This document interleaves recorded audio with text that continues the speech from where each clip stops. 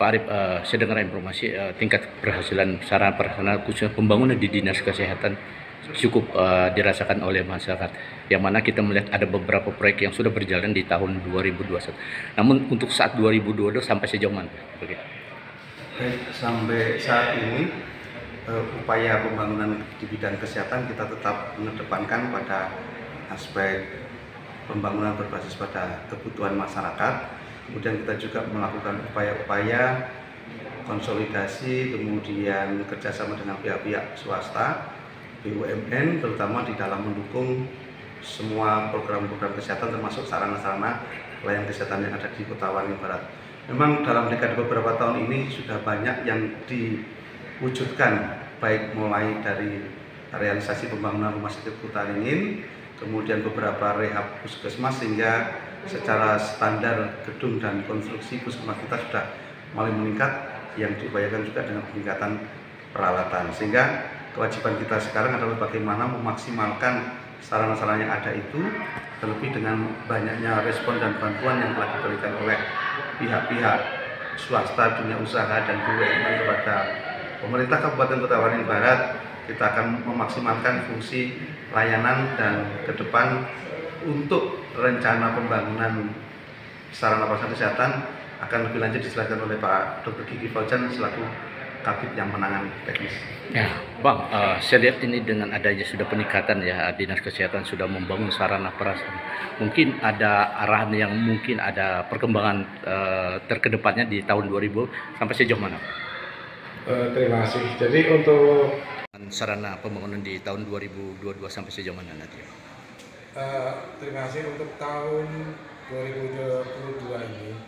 Sebenarnya kalau kita lihat pembangunan fasilitas sarana kesehatan, kita hampir semua puskes, polhukdes, poskesdes, dan puskesmas induk sendiri itu kita mungkin sudah cukup bagus semua. Karena itu kita planning dari beberapa tahun sebelumnya, memang kita harapkan tahun 2022 ini seluruh fasilitas itu sudah layak dan selesai untuk ini proses pembangunannya. Kemudian hanya untuk yang perlu kita indikan adalah planning ke depannya, rencananya adalah membuat fasilitas sarana untuk tempat tinggal tenaga kesehatan.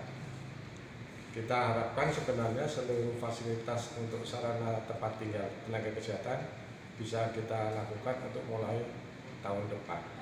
Jadi untuk fasilitas sarana pelayanan kesehatan, saya pikir 98% itu sudah layak dan sudah cukup bagus untuk wilayah Kota Waringin Barat.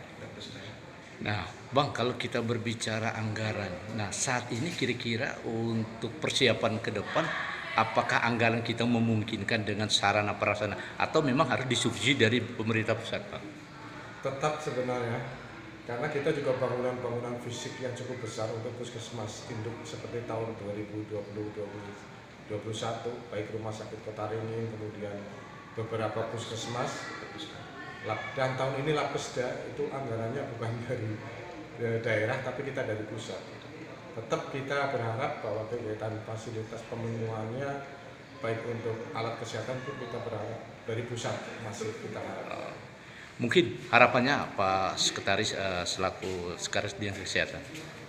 Ya, saya berharap bahwa perencanaan sarana prasarana kesehatan ini bisa ditopang dari berbagai sumber anggaran dan bisa berkelanjutan, sehingga siklus untuk pemeliharaan standarisasi itu bisa kita lakukan secara berkelanjutan, sehingga pada saatnya nanti tidak ada lagi keluhan-keluhan masyarakat yang menyangkut sarana-sarana yang masih belum memenuhi standar.